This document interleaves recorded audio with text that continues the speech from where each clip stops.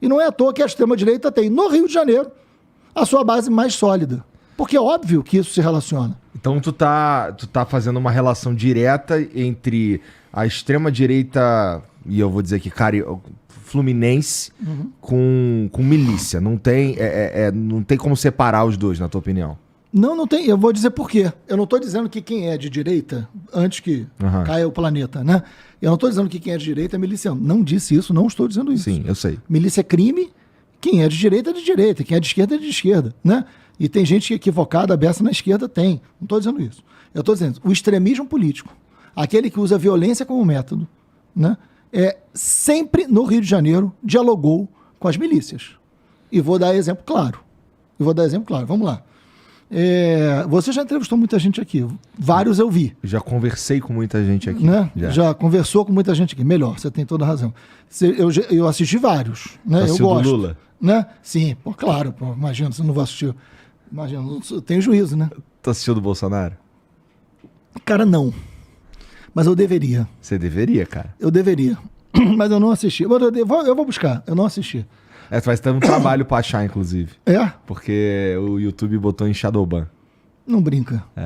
Pô, tu me manda depois aí. Tá. Você deve ter como. Não, eu acho que é importante assistir. Mas vamos lá. Por que eu tô dizendo isso?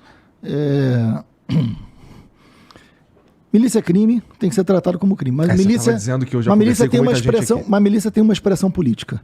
Tem. Né? Milícia domina território e domina eleição.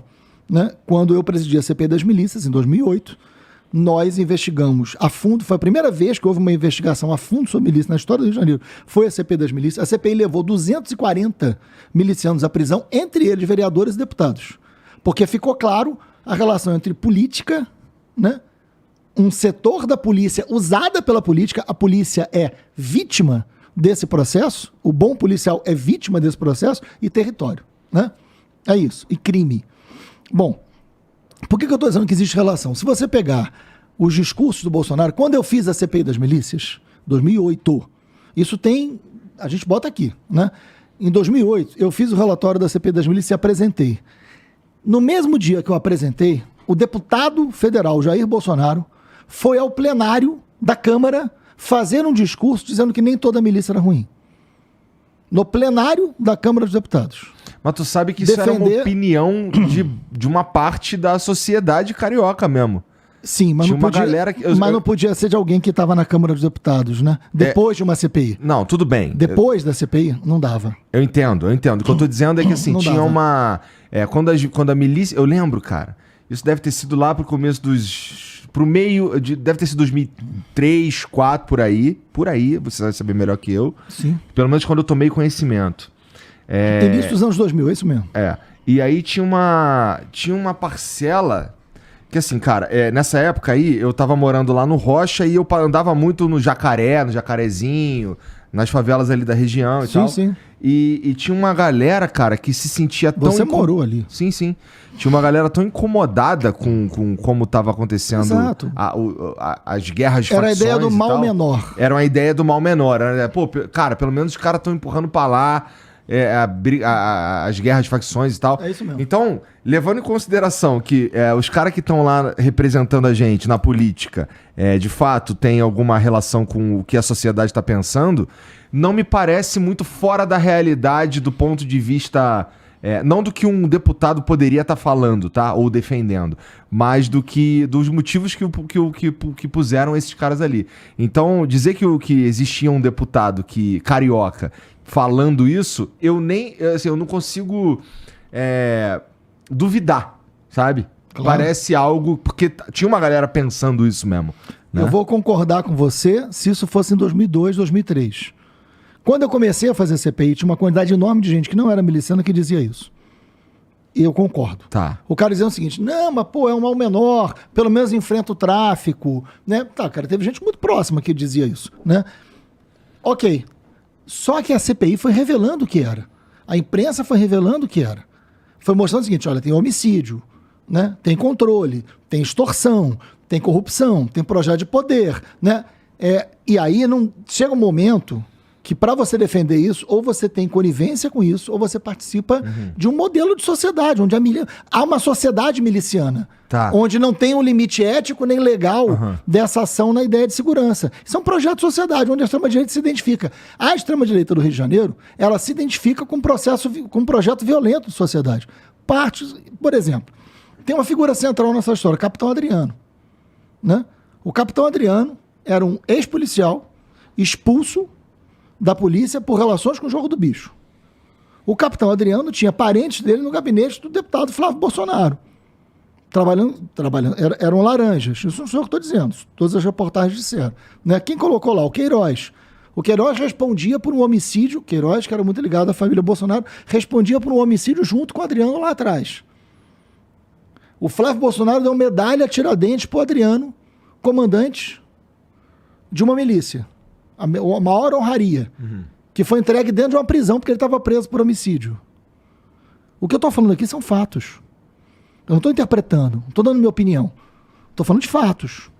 Há relações entre essas coisas. Essa fala do Bolsonaro foi em que ano, desculpa? 2008, dezembro de 2008. Aí já... Final de 2008. Então, assim, e não é só a fala. A fala vem acompanhada das relações com o Adriano, das relações com o Queiroz, das famílias, dos guetos eleitorais, de onde fazia. Então, assim, tem uma relação. E aí o Rio de Janeiro vai despertando uma coisa. O Rio de Janeiro tinha um negócio chamado Escritório do Crime. Né?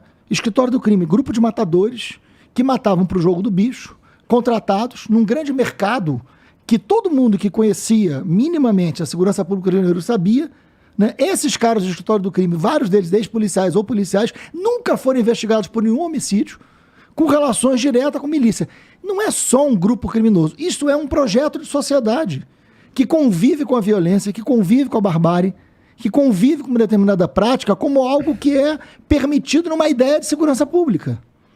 Então, o projeto de uma extrema-direita do Rio de Janeiro passa, sim, por algum nível de relação com a milícia. Claro, da família, evidente. Mas eu nem falo mais da família porque eles já perderam a eleição, o cara já está inelegível, isso não é mais pauta para mim. Não tem terceiro turno, vamos governar e vamos entregar. Agora, para mudar a história do Rio de Janeiro, e que eu acho que a gente tem que entender o papel da política, tudo isso aqui começou quando você falou da política e da ética, né? A gente tem que salvar a política. E salvar a política significa o seguinte, a gente precisa ter projeto político que vale a pena a gente se envolver para que esse projeto político não faça a gente ficar debatendo se o político é honesto ou não. Porque senão a gente fica num debate, Igor, muito miúdo. E a política pode ser muito maior do que isso. Eu não quero ficar debatendo, assim, dos deputados. Aquele ali é honesto, aquele não é honesto. Entendeu? Porque eu fico numa loteria moral que, assim, primeiro que é angustiante, né? Porque pode ser que o resultado seja ruim, né? Provavelmente será. Mas a gente pode remeter, assim, a política é importante pra cacete. Ela pode resolver um monte de problema da nossa vida. Pensando no lugar que eu moro, né? E aí eu acho que cada um tem que pensar no lugar que mora. Ninguém mora no Brasil. Cada um mora na sua cidade. De que maneira a política pode resolver coisas que eu acho que são fundamentais? Cada um sabe o que acha fundamental. Né? No Rio de Janeiro, eu acho fundamental determinadas coisas. Né? Então, o Rio precisa de um projeto político que tem que ser coletivo, tem que ser corajoso, né? Que tem que contar com o governo federal, que começa em 24. Esse projeto político, se eu discutir a política por aí, eu salvo o debate político. Eu posso ganhar ou eu posso perder. Eu posso ganhar, eu posso perder. O que eu estou planejando para o Rio de Janeiro, eu posso perder. E eu já perdi um monte de eleição, eu já ganhei um monte de eleição. Eu já fui o deputado mais votado do Brasil e já perdi a eleição.